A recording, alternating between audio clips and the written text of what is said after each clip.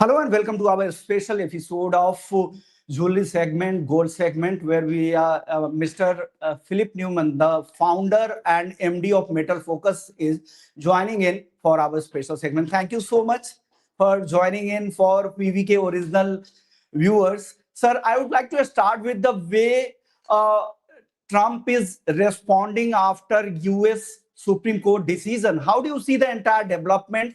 What's your assessment on the entire things on tariff that's going on in US? Well, good afternoon, and first of all, thank you very much for having me back on your show. I think what we're seeing in terms of the Supreme Court ruling and how Trump has responded. I don't think there's a great deal of surprise in terms of his response.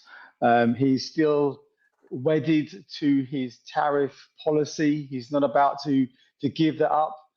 He's looking for a way to maintain that. And I think his immediate reaction was to double down. So I think that still really creates pressure for the US dollar, creates some downward pressure.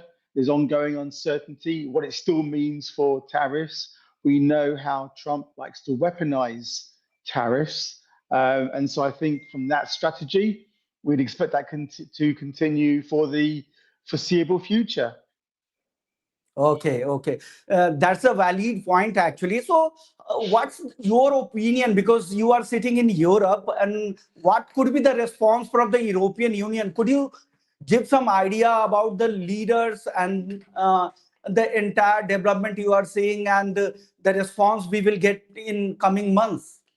That's a very good question.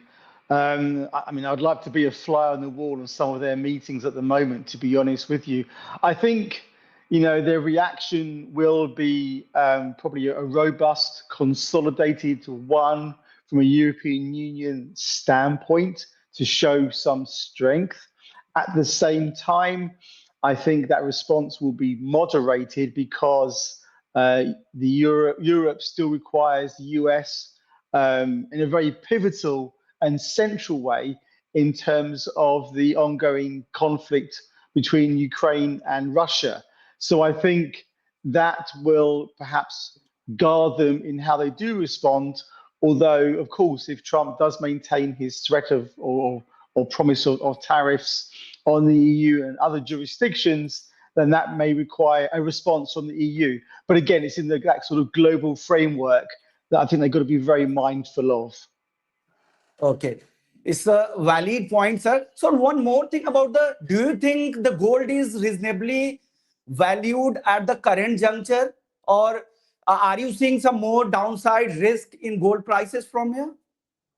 That's a good question. Well, I think the first thing to say is that we expect prices to remain volatile, and that would suggest there is downside risk, but also equally there is upside risk. And I think, we've just seen the strength in prices, even when they corrected at the end of January, we saw that downside was quite well protected. And I think markets just remain guarded about the outlook, whether it's Trump and his tariffs that we already spoken about, whether it's of how the Fed will behave going forward from an interest rate policy, and of course its incoming chairman. And the markets are uncertain and unsettled by what may happen with Iran as well, let alone Greenland. So I think there's a lot out there which will still keep investors, firmly looking at gold from a buy-side perspective. Okay. One more point I would like to add here, Mr. Newman. If US Fed delays the rate cuts, what could be the response in gold market? What's your assessment, sir? Sure. Although I think that's unlikely, I think it's a very good question to pose. It's something we have to be mindful of. I think that would offer, perhaps some respite to the US dollar, and then a consequential impact on gold and other precious metals from a downside point of view. But again, we've got to put that together with the entire mix and everything else I've spoken about: Iran, Greenland, the weaponization of tariffs. So I think that if there is downside risk because the Fed does, even if it's temporarily, reverse course on interest rates, I think that downside would be well supported by the market. Okay. So coming back to the demand side, because India and China, two major players, could you give some more data about the how physical market is reacting in India and China? Do you have any such data regarding China and India? Well, fortunately at Metals Focus, we're very fortunate to have an office both in Mumbai and Shanghai. And so speaking to my colleagues in both jurisdictions and looking first at India, January was a very decent month with that price upside and the volatility. And I think that was also reflected in the strength of January impulse, lending itself much more towards the retail investment. So coin and bar side and the ETF. I think when prices corrected at the end of January, we did see a bit of a pause in the marketplace.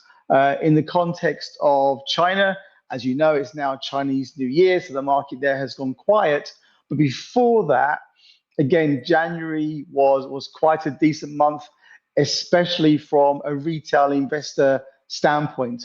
I think when it comes to jewelry demand, gold jewelry demand in China, bit of uncertainty with their new sales tax introduced. That has certainly acted as a considerable headwind. But when we did see prices correct at the end of January, this did provide a bit of relief for the market in the run up to Chinese New Year. Okay, definitely after Chinese New Year, we can see some more demand coming in from China as well. But coming back to the central bank's demand, are they aggressively buying gold at current level also, sir? What's the new trend from central banks? Well, I think it's really quite interesting. We've had almost like 4 years starting in 2022 of either record or close to record net central bank demand. And I think for this year, we didn't expect that pace to continue. Our figure at the moment is for net central bank demand of about 800 tons in calendar 2026. So even though that's down on the past 2 or 3 years, in absolute terms, that's still an exceptionally strong level. I think even though we do think prices will rise further this year, we'll have to see, does it act as a headwind? Does that encourage some liquidations? So there's a bit of uncertainty there.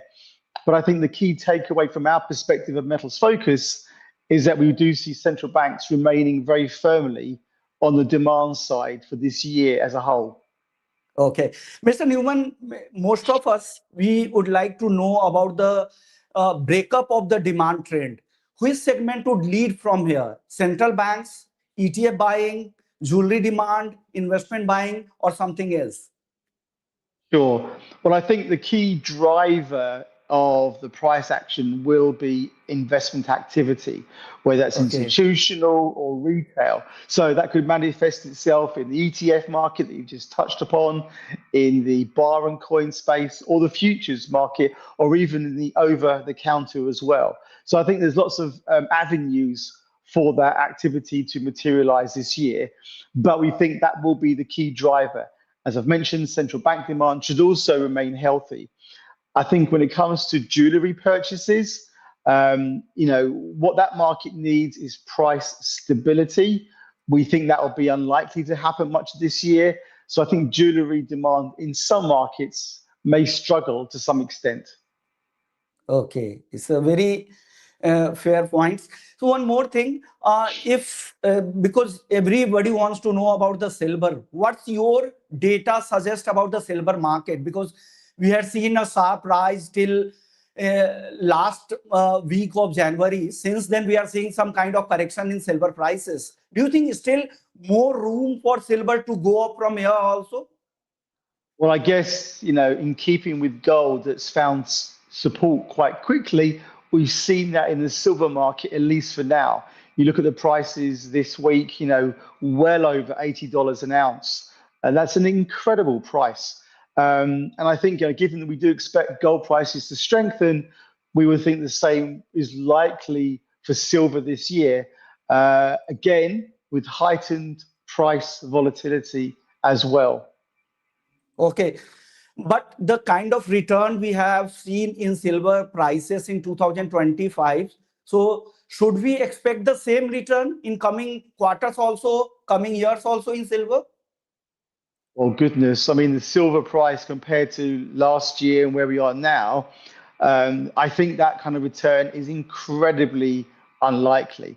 We could well see silver prices hit record highs this year, but given where we started in early 2026, the percentage gains by definition will be lower, even though we think in absolute terms silver will still hit record highs. Okay. On a lighter note, if you have to choose between gold and silver, which one you would prefer, gold or silver, and what would be the weightage? Out of 100, how much you will put into silver and how much in gold? That's a very good question. Well, as you know, at Metals Focus, thankfully, we're not accredited to give investment advice. So if this was for my own portfolio, that's a very good question. I would probably, I don't know, I may go for 50-50. I like both metals. Both should hit new highs this year. Both are attractive from that point of view. But that volatility, I think, would certainly be a concern. So even if I'm going for a 50-50, I have to watch it incredibly closely. Otherwise, I could always miss those highs. Okay, so 50-50 you will proportionally you will distribute among gold and silver. Last questions. What's your take on industrial demand of silver? Because there are so much buzz around about the silver market, a strong industrial demand from EV, data center, electric vehicles, from different things like solar and all. So what are the current scenarios say do you think still industrial demand persists in the market? Absolutely. I think for this year, we're looking at quite modest losses overall in terms of the global total. And that's even allowing for some areas like the solar market or photovoltaics, as we call it, where we could see quite heavy losses as that market thinks about moving from silver to silver-coated copper or to copper. But that kind of transition is simply not possible in many other areas of the market. So overall, in spite of that modest decline, it will remain close to record highs in 2026. Okay, let's see how the things figure out in coming quarters. But thank you so much. Thank you once again for joining in and taking your time out for PVK Original viewers. We will see you once again, sir. Thank you so much. It's always good to have you in our show, sir. Thank you. Thank you very much. Thank you. So you just heard Mr. Philip Newman. He is the founder and MD of Metal Focus, the leading data providing company. He provides data on all metal, mostly in gold and silver, which provides data to World Gold Council, Silver Institute, and many other institutions as well. Thank you so much, sir. Thank you.